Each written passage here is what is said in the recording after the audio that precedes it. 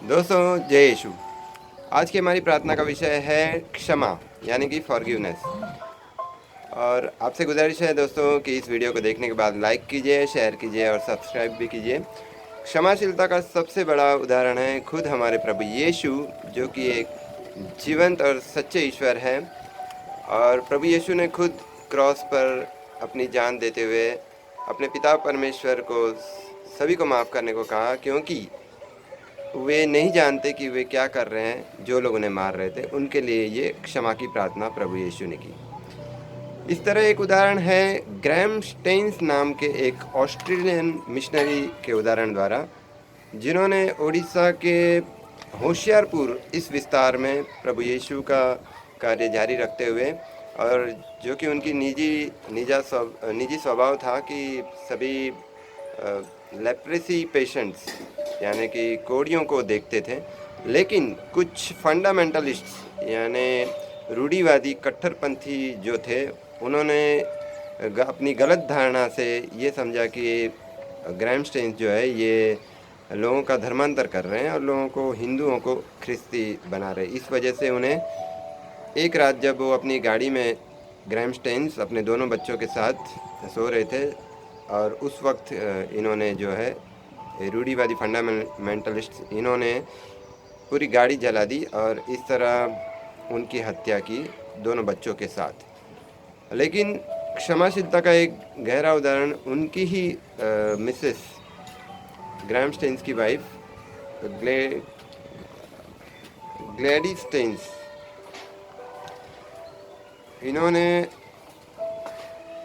अपनी क्षमाशीलता के स्वभाव द्वारा सभी को माफ़ी दिलवाई। और हम देखते हैं कि प्रभु यीशु की प्रार्थनाओं का असर इनके जीवन पर इतना गहरा हुआ कि जिन्होंने उनके पति को ज़िंदा जलाया, उनको भी उन्होंने माफ़ किया। ये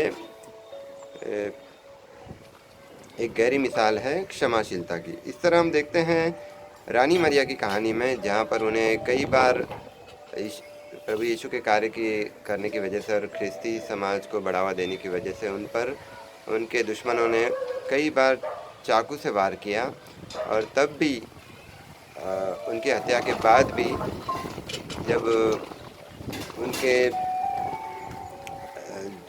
जो विरोधी थे, शत्रु, और उनको जब सज़ा सुनवाई गई, तब रानी मरिया के घर के लोगों ने उनको पूरे दिल से माफ़ किया। तो हम देखते हैं प्रार्थनाओं का असर इस तरह होता है कि हमारे शत्रु को भी हम माफ़ करने, जो हमारे लिए किसी भी तरह मुमकिन नहीं, वो स्वभाव भी हम में क्रियाशील हो सकता है।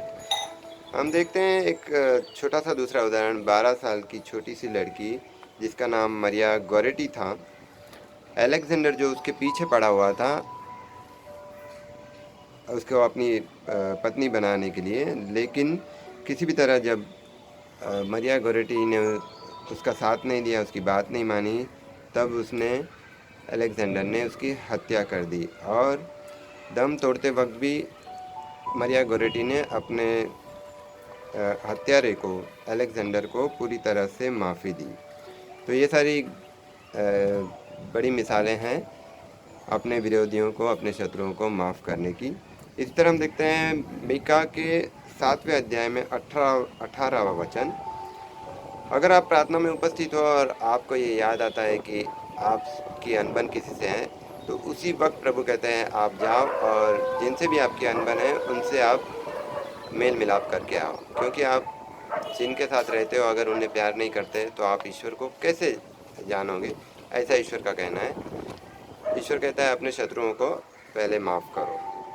अनेक उदाहरण द्वारा संतों ने ये सिद्ध किया है कि क्षमाशीलता का स्वभाव जो है वो हमें अपने दुश्मनों से, शत्रुओं से फिर से मेल मिलाप करवा सकता है। उसकी एक गहरी मिसाल है मदर टेरेसा, जहाँ पर उन्होंने एक श्रीमंत व्यक्ति से अपने बच्चों के लिए, आश्रम के सारे बच्चों के लिए कुछ खाने को मांगा, और तब उस अमीर व्यक्ति ने उनके हाथ में जो है थूक दिया था।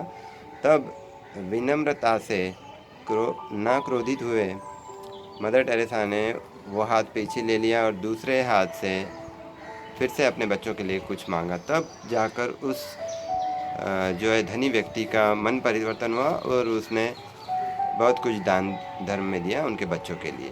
तो हम देखते हैं क्षमाशील स्वभाव से हम कठोर व्यक्ति को भी अपना बना सकते हैं। हम देखते हैं क्षमाशीलता के कुछ उदाहरण, जहाँ पर प्रभु यीशु ने अपने शत्रुओं को, अपने मारने वालों को ये कहकर माफ़ किया कि पिता इन्हें क्षमा करो क्योंकि वे नहीं जानते कि वे क्या कर रहे हैं। ये लूक के 23वें अध्याय में 34वां वचन जो है ये प्रमाणित करता है। उस तरह हम देखते हैं एक व्यभिचारी महिला को प्रभु यीशु माफ़ी दिलाते हैं और फिर से दोबारा किसी भी पाप ना करने के लिए सीख दिलाते हैं। तो ये वचन साकार होता है यूहन्ना के 8वें अध्याय में।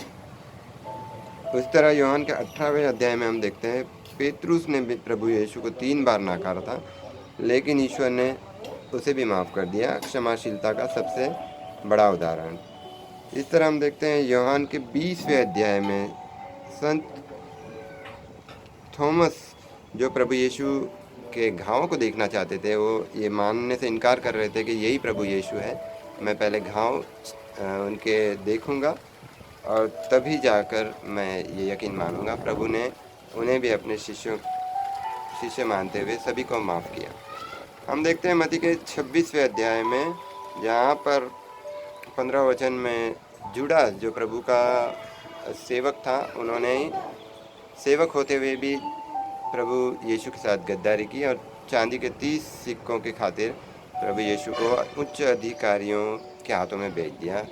अपनी जान की परवाह ना करते हुए प्रभु यीशु ने जुड़ास को भी माफ़ किया। तो हम देखते हैं इन सारी मिसालों से कि हमें क्षमाशील रहना चाहिए, अपने शत्रुओं को भी माफ़ करना चाहिए, जो कि प्रभु यीशु हमें सिखाते हैं। अपने दुश्मनों को ही, अपने दोस्तों को ही नहीं, दुश्मनों को भी हम क्षमाशील रहना चाहिए। और इसी तरह मत्ती के 18वें अध्याय में 21वां वचन, जहाँ पर पीटर प्रभु यीशु से पूछते हैं, मैं अपने भाई को कितनी दफ़ा माफ़ करूं? और ईश्वर उसे समझाते हैं कि 70 दफ़ा 7 बार। तो इन सारे उदाहरण से हम ये देखते हैं, हम जब क्षमाशील रहेंगे तो ईश्वर हमारे अंदर कार्य करेंगे और हम वह सारी नामुमकिन चीज़ें भी कर सकते हैं जो एक क्षमाशील हृदय कर सकता है। तो आज की प्रार्थना में इतना ही। धन्यवाद। आपसे गुजारिश है, इस वीडियो को देखिए, शेयर कीजिए, लाइक कीजिए।